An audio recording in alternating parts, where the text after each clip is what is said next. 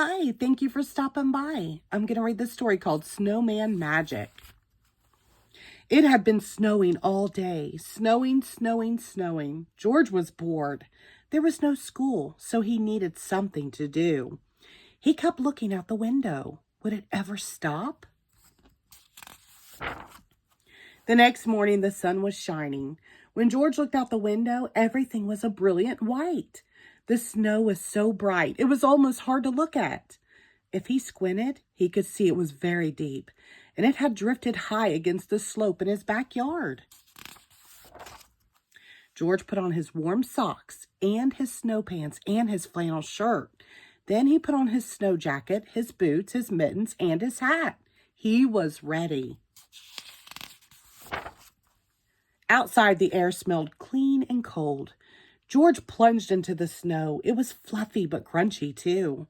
He made a snowball and threw it against a tree. It was very, very quiet.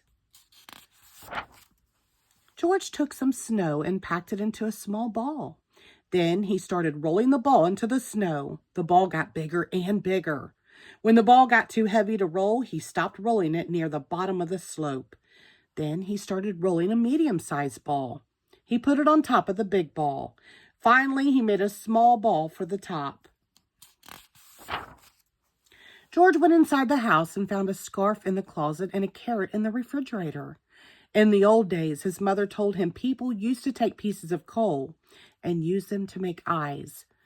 But there wasn't any coal in George's house, so he found 2 buttons and brought them outside with the scarf and the carrot. He carefully pushed the buttons into the small ball near the top. He stuck the carrot in the center. He found a few small twigs and used them to make a mouth. He wrapped the scarf between the top ball and the middle ball. And he found 2 branches to stick into the sides of the middle ball. It was a perfect snowman. George turned his head. He thought he saw the snowman smiling at him. Could it be? Time for a snack, said George. He went inside the house and got 2 mugs of hot chocolate and some cookies. He put them on the snow table. Would you like something to eat? George asked. I can't drink hot chocolate, the snowman said, but a cookie would be nice. It was magic. After their snack, George made a cave, tunneling deep into the slope. He piled up snowballs at the entrance. Then he threw a couple at the snowman.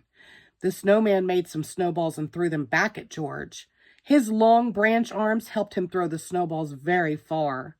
It was hard to say who won the fight, but it was still fun. The snowman chased George around the yard, and then George chased the snowman.